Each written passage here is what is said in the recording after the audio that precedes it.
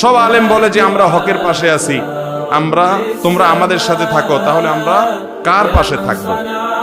ভাইরা আমার, নবী করিম সাল্লাল্লাহু আলাইহি সাল্লাম দুইটা কষ্টিপাথর দিয়ে গেছেন, মা আনা আলাইহি ওয়া আসহাবি, আমি যে আদর্শের উপর আছি এবং সাহাবায়ে কেরাম জামাতুস সাহাবা তারা মৌলিকভাবে যে আদর্শের উপর আছেন সেটি, এটার উপরে যারা প্রতিষ্ঠিত তারা কিয়ামতের ময়দানে নাজাত প্রাপ্ত দল।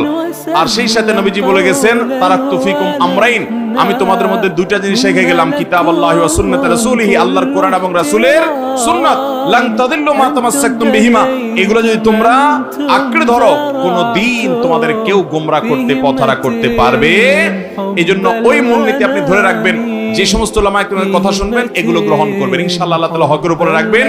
এগুলো গ্রহণ না করলে আপনি হকের উপরে প্রতিষ্ঠিত থাকতে পারবেন। অতএব ব্যক্তি নয়, বরং কোরআন সুন্নাহর অনুসরণ করবেন।